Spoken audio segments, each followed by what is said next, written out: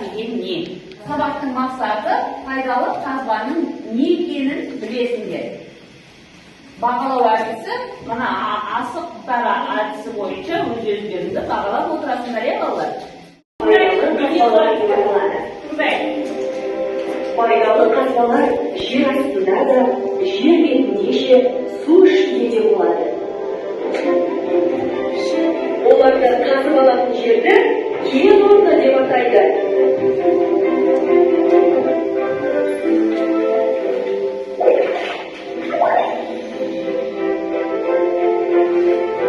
Көмір, мұнай, газ, алтын, күміс, қорғасын, әктас, гипс, ор, гранит, ас тұзы пайдалы қазбалар. Құрамында металы бар пайдалы қазбаларды кенді деп атайды. Олардан түрлі өнеркәсіп саласында кеңінен қолданылатын металдар алынады. Құрамында металл болмайтын пайдалы қазбалар да бар. Оларға гипс, бор немесе фосфор тәрізді қазбалар жатады.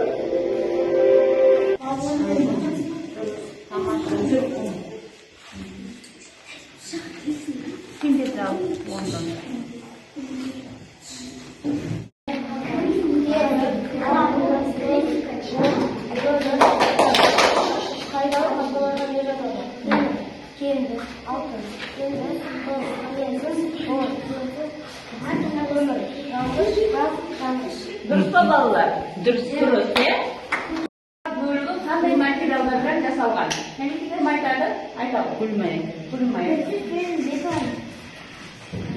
Темір, бетон, шыны, металл, черепица, шыны, металл, ағаш, пирамида.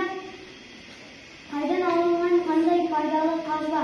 Тас, балшық, құм, темір, кені, қиыршық, тас, құм. Мұхаммед айта ғой. Шымдан алынады, темірден алынады. Темір, саз, балшықпен минералды бояу. Дұрыс, балалар. Біз нені таптық? Үй құрылысына жаратын пайдалы қазбаларды таптық, иә?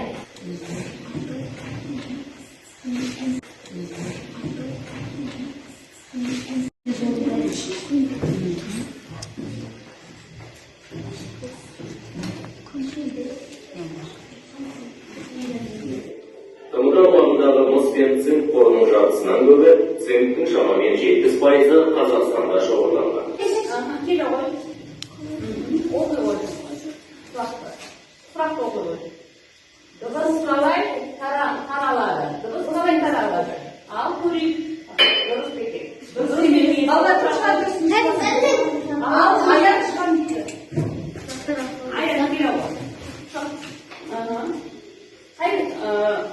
Жауабы қайсы? Заттар арқылы екен. Ал бас көрейік. Дұрыс па, балалар?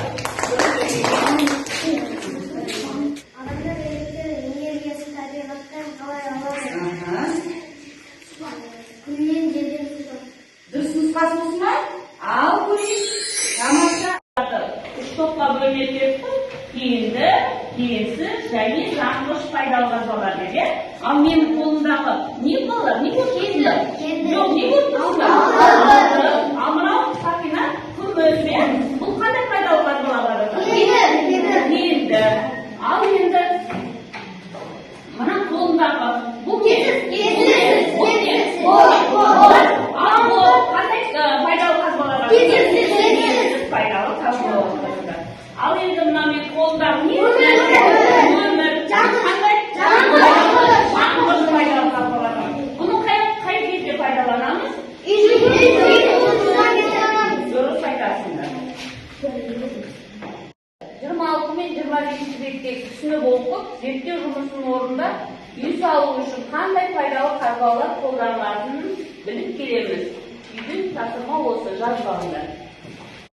Енді бағалауларды қандай бал алғандарыңызды көрсетіңдер. Сен қанша бал алдың? 10 бал алды. Тамаша. Сен айта ғой. 6 бал алды. Сезім, сен қанша бал алдың? 10 бал. Мұхаммад, сен қанша бал алдың? Тамаша бала, бүгін барлықтарың сабаққа жақсы қатыстыңдар. Балалар, бүгін сабағымызға кері байланыс білім білді. Бүгін сабақ сендерге ұнады ма? Иә. Ал енді соны біз осы тіл арқылы белгілейміз. Келе ғой.